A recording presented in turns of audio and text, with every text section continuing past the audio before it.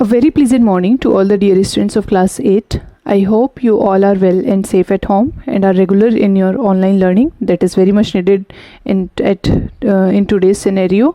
So, talking about today's topic, I am going to discuss the comparing quantities today. And you have a good idea of comparing the quantities. You have a chapter ratio and proportion in your 7th standard also, and there you have learned that comparing quantities means when we compare two or more quantities with each other. Okay, like you do compare, like you have your exams, your annual exams, your half yearly exams, and you do compare your marks to the topper or the highest marks or the lowest marks.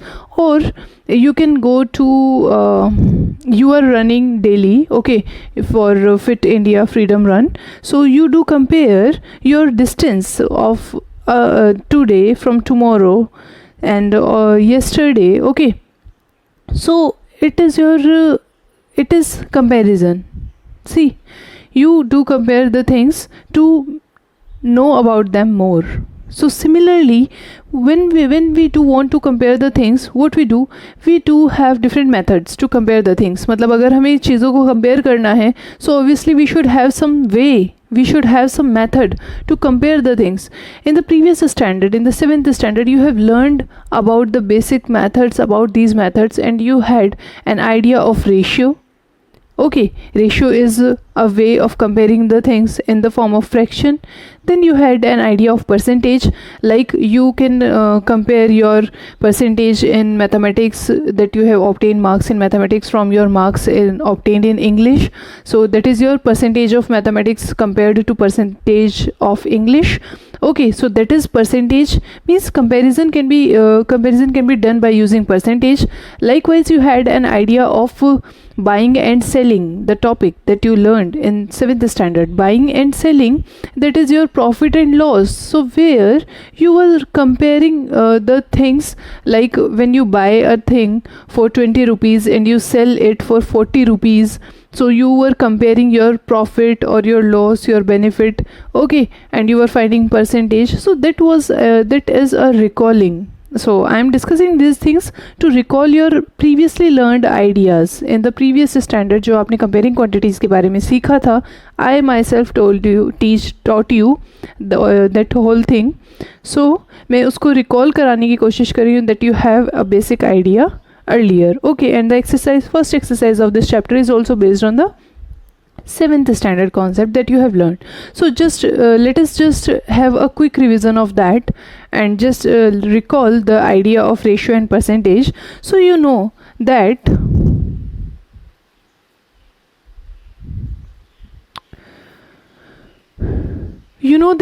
ratio is when we compare two things in the form of fraction is called as ratio. Okay, मतलब कि, like I have taken here example, like if you have total number of fruits like 25, okay, number of apples is it means you have a basket and you are having two types of fruits in that.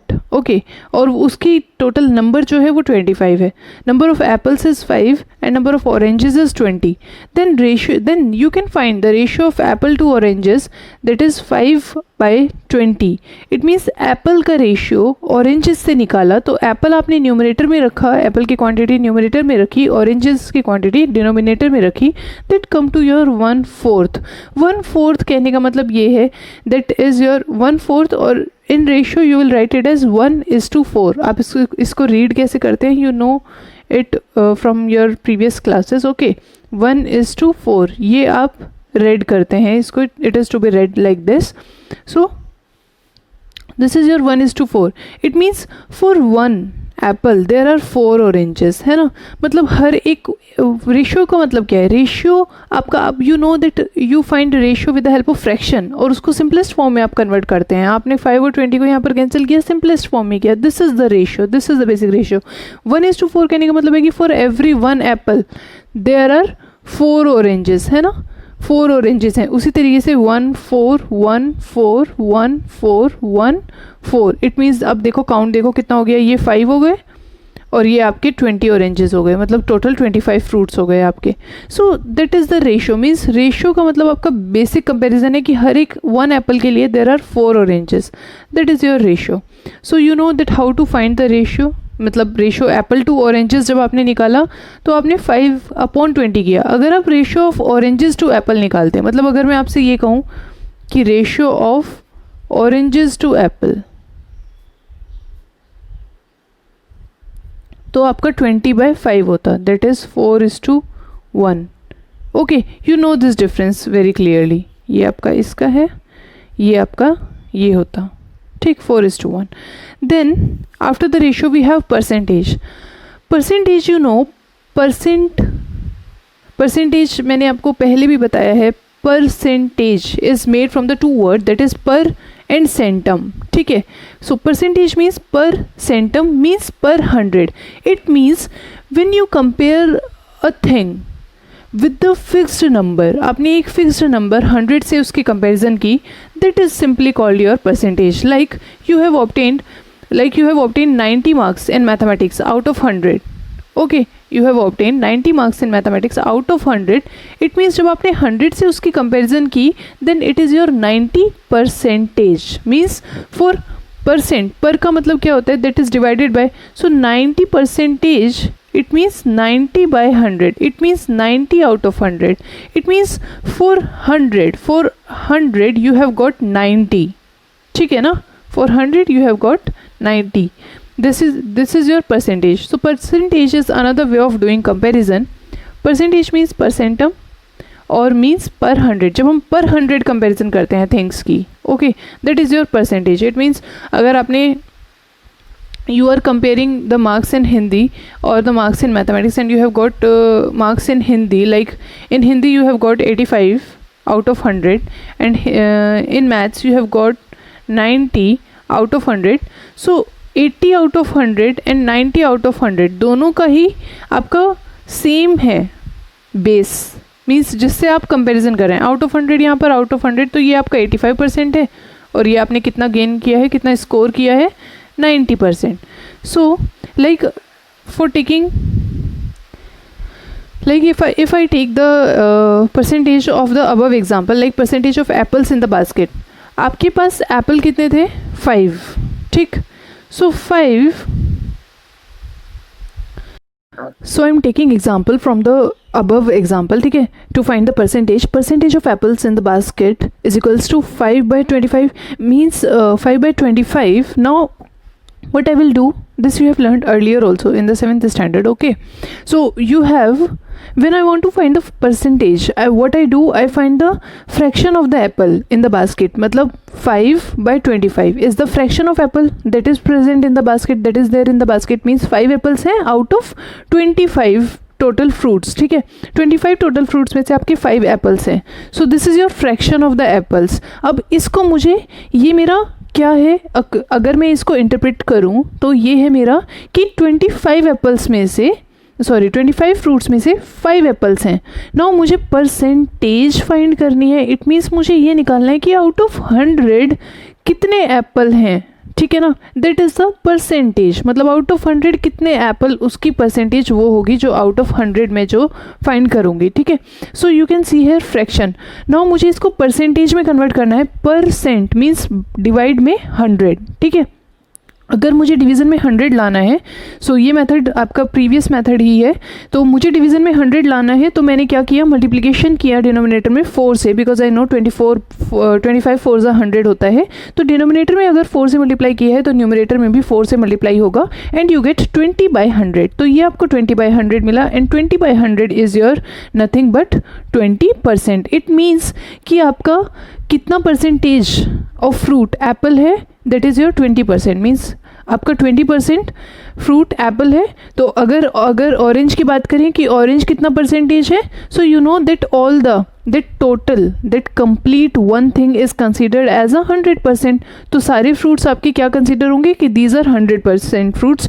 और oranges का आपने 100 total है, total 100% है, उसमें से आपने minus किया, Apple कितना परसेंट है, 20%। इट मीन्स ऑरेंजेस कितने परसेंटेज होंगे, 80%। So like wise you can find the percentage of orange, that is 80%। और दूसरे तरीके से भी आप परसेंटेज ऑफ ऑरेंज निकाल सकते हैं। सी दिस कैसे, अगर आप ऑरेंज की फ्रैक्शन निकालें आउट ऑफ टोटल, तो ऑरेंज की फ्रैक्शन आपको पता है कि 20/25 है, है ना। और उसके बाद आपने 4 से मल्टीप्लाई किया था ना यहाँ डिनोमिनेटर में 100 करने के लिए, तो वैसे ही जैसे यहाँ पर 4 से मल्टीप्लाई किया and you get 80/100, so it means 80%। सो ये आपका एक तरीका था कि आपने डिनोमिनेटर में 100 बनाया। नेक्स्ट वे आपका ये है that you can directly right 20/25 that is fraction of orange and just multiply by 100, ठीक है ना। आपने मल्टीप्लाई कर दिया फ्रैक्शन को बाय 100, सो आपने सॉल्व किया 25 4 ज़ा 100 एंड 24 ज़ा 80%। तो आप ऐसे भी फाइंड कर सकते हैं। दोनों तरीके आपने 7th स्टैंडर्ड में सीखे थे। मतलब मैंने आपको ये बताया कि परसेंटेज का मतलब क्या है कि पर में परसेंट मीन्स डिवाइड में 100 होना, उसको बनाने के लिए मैंने सेम नंबर से न्यूमरेटर एंड डिनोमिनेटर में मल्टीप्लिकेशन किया। Likewise I can simply directly find if I will multiply the fraction by 100। अगर मैं फ्रैक्शन को सीधा 100 से मल्टीप्लाई करूँगी तो भी मेरा आंसर आपका आंसर जो है वो करेक्ट आएगा, क्योंकि 100 से मल्टीप्लाई करना मतलब क्या था। 100 से मल्टीप्लाई करना देखो बेटा क्या था आपका, सो 100 से मल्टीप्लाई करना ये क्या था आपका, ये मैंने आपको पहले भी बताया है that it is your 20/25 multiply by 100 multiply by 100। मतलब आपने डायरेक्ट 100 से ही डायरेक्टली मल्टीप्लाई कर दिया। क्यों? क्योंकि आपको ये वाला 100 आपका परसेंटेज में कन्वर्ट हो जाता है, ठीक है। ये वाला 100 आपका परसेंटेज बनाता है, मतलब इस वाले 100 की आपने परसेंटेज लगा दी आंसर में। उसके बाद जो ये बचा आपका 20 25 100, इसको सॉल्व किया 25 4 सा और ये आपका फिर 80% आया। इसलिए हम सीधा 100 से मल्टीप्लाई करते हैं, मतलब कि एक 100 ऑलरेडी नीचे है, वो ये बेसिक है इसका। Okay, I have explained you earlier also. So this is your percentage. Now you have known that how to convert the fraction. आपने देखा कि ये फ्रैक्शन को आपने परसेंटेज में कन्वर्ट कैसे किया, वैसे ही जो आपकी परसेंटेज है उसको आप फ्रैक्शन में कन्वर्ट कर सकते हैं। लाइक 80% को अगर आपको फ्रैक्शन में कन्वर्ट करना है, so you will write 80 divided by 100, है ना, फ्रैक्शन में कन्वर्ट करने के लिए। Then you will do it in the simplest form, 0 से 0 कैंसिल। 4 को पता है कि अगर आपको परसेंटेज को फ्रैक्शन में कन्वर्ट करना है तो आप 80/100 किया आपने, यू हैव 2 4 ज़ा 8 2 5 ज़ा 10, 4/5 आपकी फ्रैक्शन आ गई of the oranges. Okay, so this is your converting fractions and percentage and ratio, ये तीनों ही आपस में लिंक्ड है और इनका कन्वर्जन आपने देखा। Now I am taking a simple example for you regarding the percentage, because on this is our based the exercise 8.1. You can see there is a question from your book only that a picnic is being planned in a school for class 7 girls, ठीक है, for class 7 के लिए plan किया है picnic. Girls are 60% of the total number of students and are 18 in number।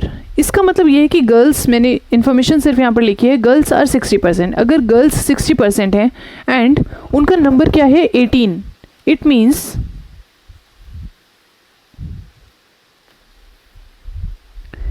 Means इसको दो तरीके हैं सॉल्व करने के लिए। पहला तो तरीका ये कि आपने कंसीडर कर लिया कि लेट द, और आपको फाइंड क्या करना है, टोटल स्टूडेंट्स आपको फाइंड करने हैं, ठीक है।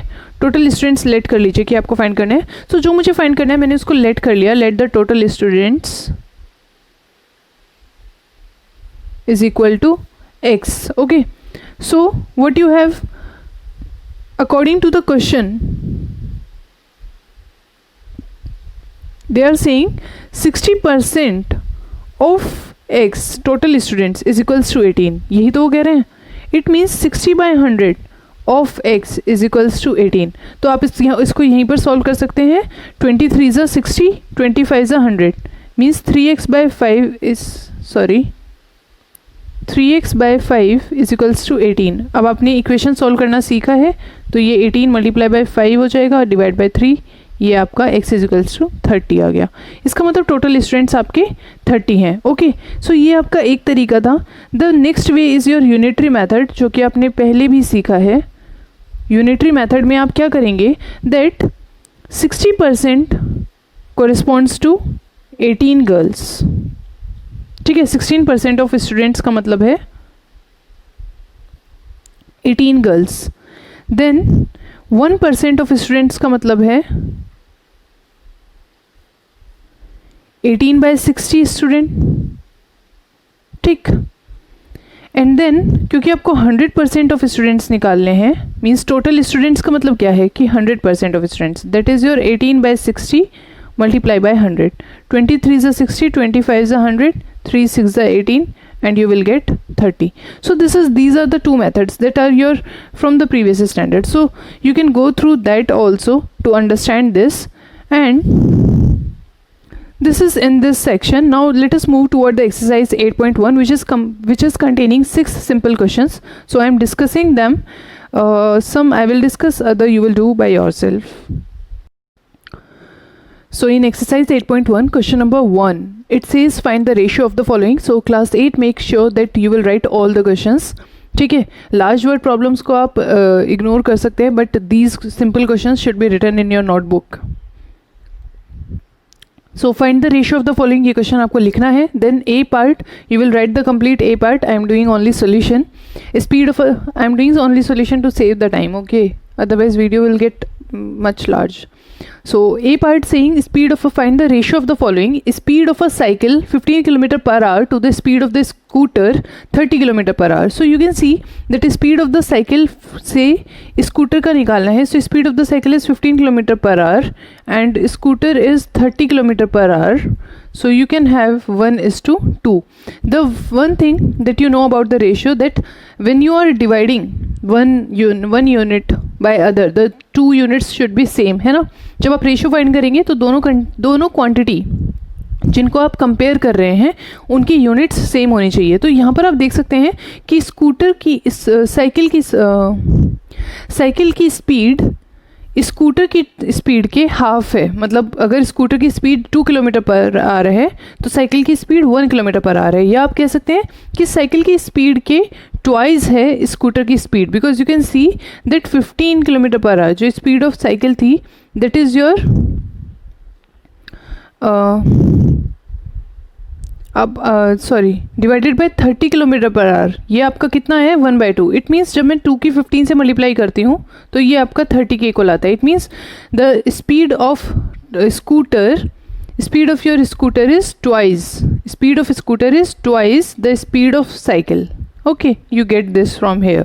सो ये आपने रेशियो फाइंड किया, आपको इतना करना था, but you will write the statement. Okay, complete statement you will write. In the B part you can see that there is 5 metre to 10 kilometre. 5 metre to 10 kilometre का आपको रेशियो फाइंड करना है. तो आप या तो इसको किलोमीटर में कर लीजिए या इसको मीटर में कर लीजिए. So you will do, you know 1 kilometre is equals to 1000 metre.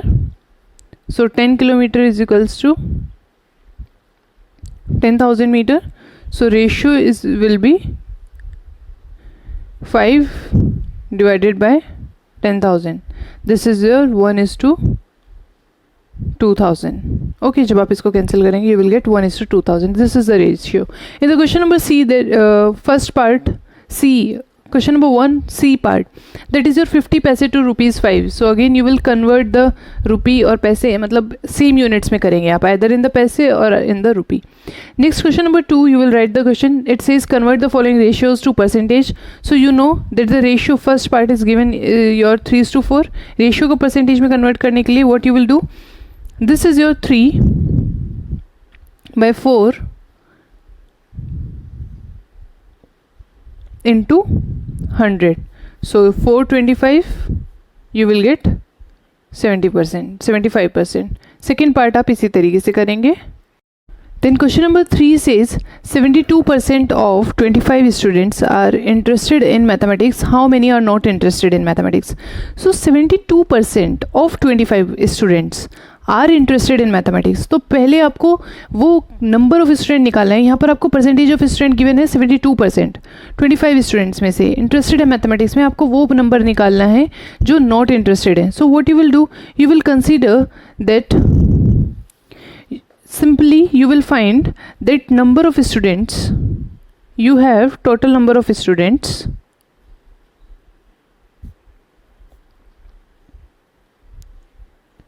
is equals to 25. Then you have percentage of students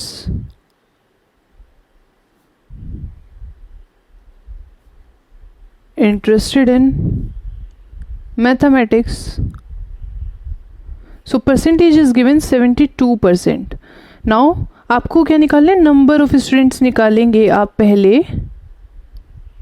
number of students interested in mathematics, क्योंकि आपके पास उनकी परसेंटेज है तो आप उन्हीं का नंबर निकाल पाएंगे. Okay, that will be your 72% of 25. इतने ही तो है, 72% ऑफ 25, इसलिए मैंने 25 से यहाँ मल्टीप्लाई किया. मतलब आपको क्वेश्चन का इंटरप्रिटेशन करना, उसको हिंदी में कन्वर्ट करना, उसकी मीनिंग को फाइंड करना, वो ज़रूरी है. Now 25 1 25, 25 4 100, and here 4 1 4, and you have 4 8 32. It means 18 students who are interested in mathematics. लेकिन आपने पूछा क्या है, number of students not interested in mathematics पूछा है.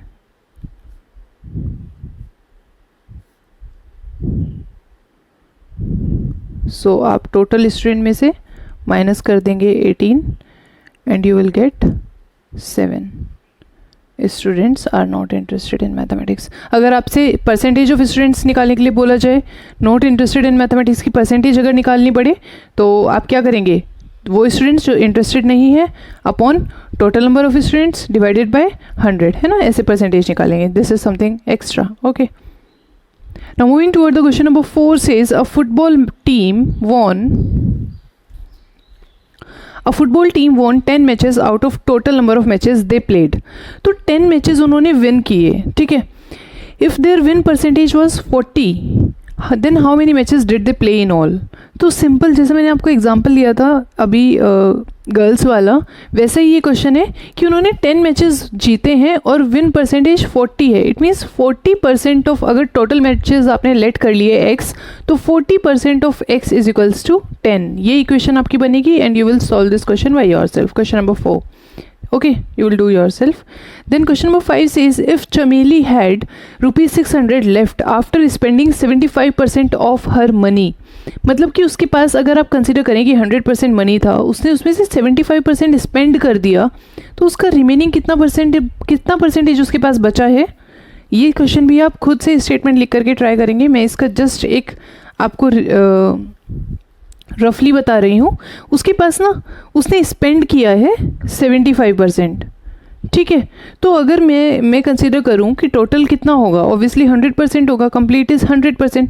तो बेसिकली उसके पास रिमेनिंग क्या है, अगर उसने स्पेंड 75% किया है, टोटल 100% है, तो रिमेनिंग क्या है, 100 माइनस 75, दैट इज़ 25%. और मुझे क्वेश्चन में बताया है कि ₹600 are left. It means that if अगर उसके पास x रुपीज़ थे, तो 25% corresponds to 25% of x is equals to 1600, अगर x उसका टोटल मनी था तो, ठीक है. और अगर यूनिटरी मेथड से देखेंगे, so you can say that 25% corresponds to 600 rupees, 1% corresponds to 600 divided by 25, 100% corresponds to 600 divided by 25, multiply by 100, 25 fours are, and you will get that she had 2400 rupees. So this is something that you have learned earlier also. मैंने यहाँ पर आपको रफली समझाया है question को. Question number 5 आप इसको प्रॉपर स्टेटमेंट्स के साथ लिखेंगे that you know very well.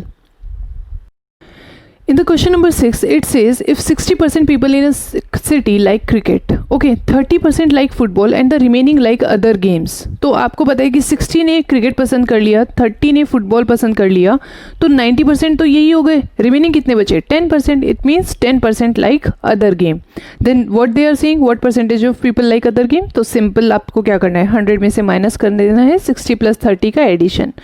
Then if the total number of student, if the total number of people is 50 lakh, find the exact number who like each type of game. तो अगर total 50 lakh हैं तो आपको each type of game के लिए number निकालना है. तो कैसे निकालेंगे, simple, the people who like cricket are 60% of 50 lakh, जो मैंने अभी आपको एक्सप्लेन किया. So you can give a try to question number 6 also by yourself, and in this way you will complete your exercise 8.1. In the case of doubt just let me know in the group. So class 8, next is your increase or decrease percent. Okay, so you have known the way to find the increase or decrease in the percentage in the 7th standard by using the formula that your final value minus initial value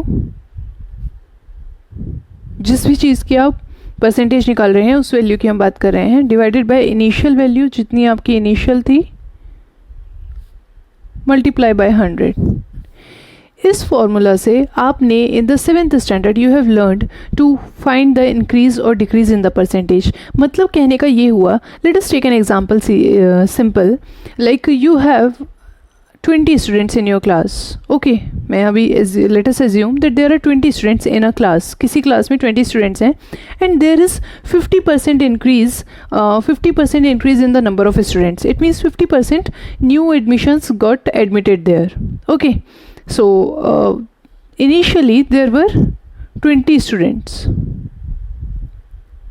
है ना, 20 students थे, और percentage increase मैंने आपको बोला कि 50% का increase हुआ है। ठीक है, 50% का इंक्रीज हुआ है। अब मैं अगर आपसे कहूँ कि 20 स्टूडेंट्स थे, 50% इंक्रीज हुआ है, नाउ प्रेजेंट में कितने स्टूडेंट हैं, प्रेजेंट नंबर ऑफ स्टूडेंट्स अगर मैं आपसे निकालने के लिए कहूँ, then what you will do, what you have to do, you have to understand the increase in the percentage का मतलब क्या है, कि इसका मतलब ये है कि आपके 20 स्टूडेंट्स थे और 50% इंक्रीज़ हुआ, और वो आपको प्रेजेंट नंबर ऑफ स्टूडेंट्स निकालने हैं कि अब इंक्रीज़ होने के बाद कितने नंबर ऑफ स्टूडेंट्स टोटल हो गए हैं।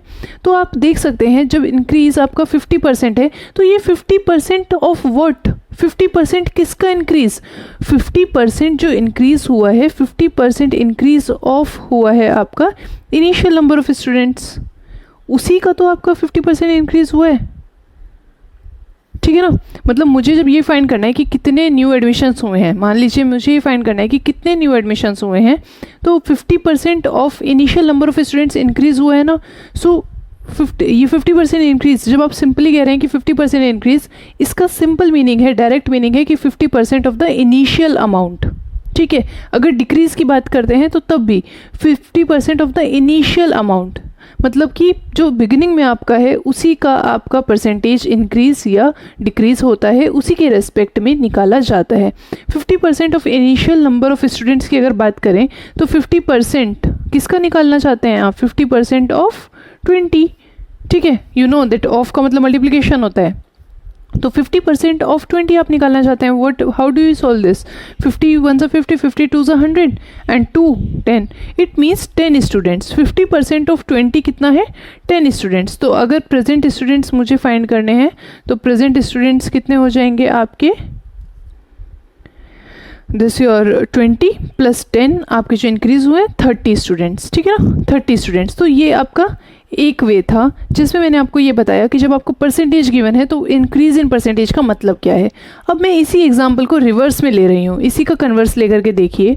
अगर आपके पास present students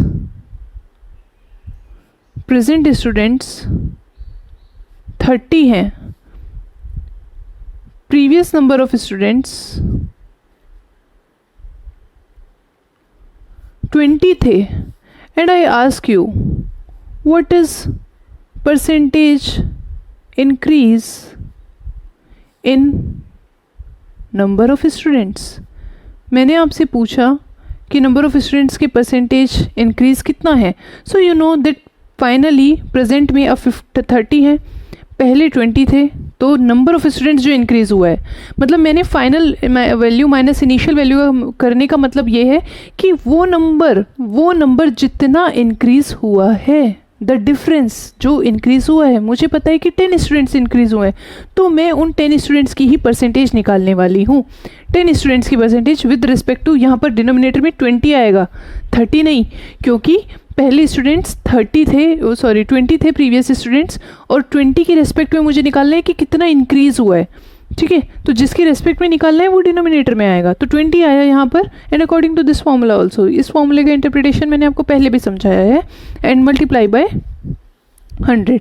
okay, so percentage में कन्वर्ट करने के लिए हम यहाँ पर 100 से मल्टीप्लिकेशन करते हैं। So you have 10 divided by 20 multiply by 100, 10 2 and 2 से डिवाइड किया, यू गेट 50। तो कितना percentage increase, 50%।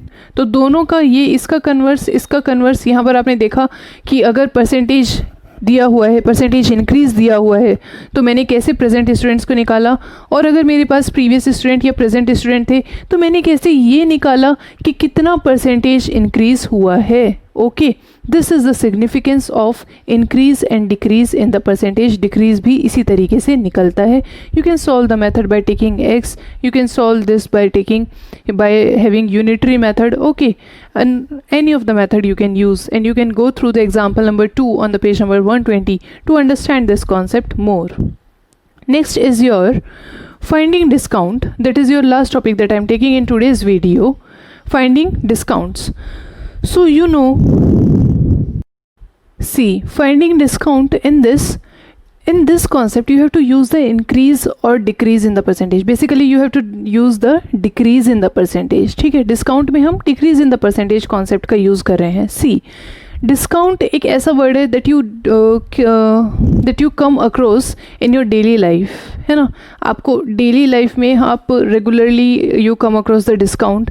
Means when you go to a mall, a shopping mall or somewhere, a shop, okay, what you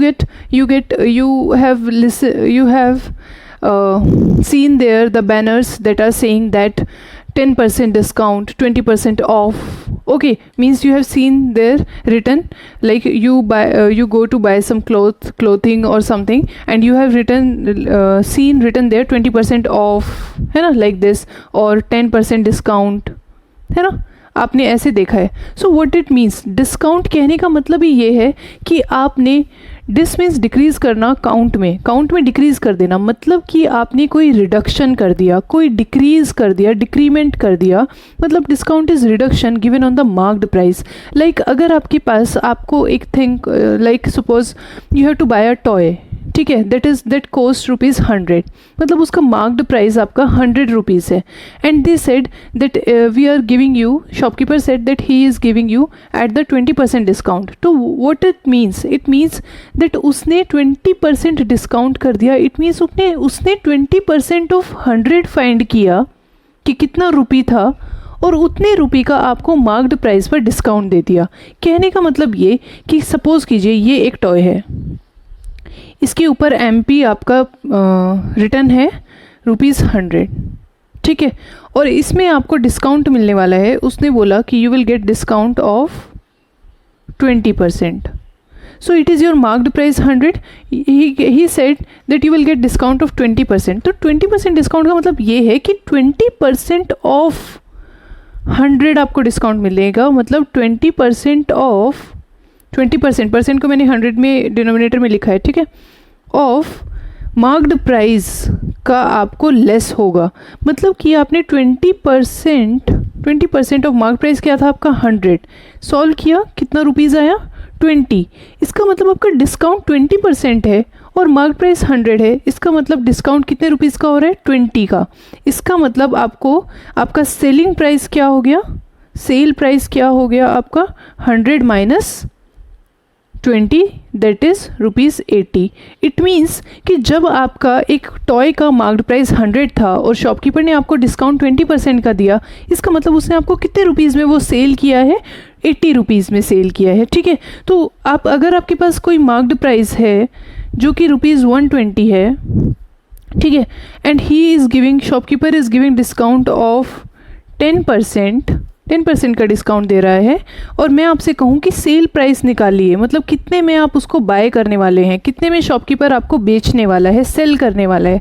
तो selling price या cell price आप निकालेंगे तो 10% discount, मतलब 10%, मतलब आपने पहले क्या किया, आपने डिस्काउंट फाइंड किया कि डिस्काउंट मिल कितना रहा है आपको. 10% ऑफ 120, क्योंकि 120 पे मार्क्ड प्राइस पे मिलने वाला, देखो मैंने लिखा है discount is reduction given on the marked price. Marked price पर रिडक्शन मिलने वाला ही आपका डिस्काउंट कहलाता है. तो मार्क्ड प्राइस पर 120 पर आपको जो रिडक्शन मिल रहा है, मतलब 10% ऑफ 120, कहने का मतलब 10/100 ऑफ 120, इट मीन्स ₹12, मतलब ₹12 का आपको डिस्काउंट मिल रहा है. इसका मतलब आपका सेलिंग प्राइस अब हो जाएगा कि मार्क्ड प्राइस 120 था, उसमें से उसने आपको जो डिस्काउंट मिलने वाला है वो माइनस कर दिया, एंड यू गेट 108. ₹108 आपका उसका सेल प्राइस हो गया. Okay, so this is the very much easy and basic concept about discount. Discount में आपने यूज़ किया डिक्रीज इन परसेंटेज का, है ना, कि आपका कितना परसेंट डिक्रीज हो रहा है, और आपने मार्क्ड प्राइस की रेस्पेक्ट में निकाला कि मार्क्ड प्राइस का कितना परसेंट डिस्काउंट मुझे मिल रहा है. तो आपने उसका परसेंटेज निकाला, वो मनी निकाला, और उसके बाद आपने सेलिंग प्राइस निकाला. I have also written discount is equals to marked price minus sale price. आप इसको शफल भी कर सकते हैं ना, यहाँ से 3 फॉर्मूला आपके निकल सकते हैं. मतलब मार्क्ड प्राइस निकल सकता है आपका डिस्काउंट प्लस सेल प्राइस, है ना. मैंने जस्ट ट्रांसपोजिशन कर दिया फॉर्मूला का, ठीक है, ट्रांसपोजिशन कर दिया. मतलब मैंने M P is equals to discount plus sale price को इधर शिफ्ट कर दिया. सो क्योंकि ये आपकी एक इक्वेशन ही है, ये एक सिंपल इक्वेशन ही रहेगी. इसमें तीन यूनिट्स हैं, discount, mark price, sale price. जब आपको इसमें से कोई 2 यूनिट्स पता होंगी, आप थर्ड यूनिट फाइंड कर सकते हैं by using the transposition. That is why therefore you have learned that how to solve the simple equations. Okay, so this is the interconnection, interlinked of all the chapters that you learned, all the concepts that you learned that are going to help you in your daily life. And whenever you go to a shop, you have a situation like this, that I am getting discount of 15%, I am getting discount of 25%. You can easily find with the help of this mathematics. Okay, so you can also try these on the page number 121. आप इनको try कर सकते हैं, and in case of doubt just let me know in the group. So I am binding up this video in this lecture up to this. Okay, in the next video I will discuss with you the another method of comparison, that is your buying and selling, that have been discussed in the 7th standard also. And we will discuss the formulas related to the profit and the loss concept and the buying and selling concept, and we'll discuss the different type of tax, that is finding sales tax, value added tax, what it means, and we will solve them. Now what you have to do, there is exercise 8.2, and you can try the questions. Question number 1 and 2.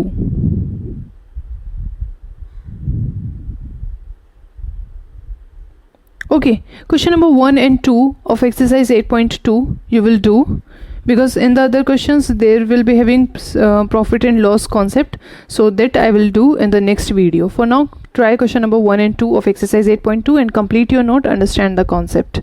So this is all for this video. Thank you class for watching the videos. Be regular at your studies, complete your work, and stay happy and stay safe at home.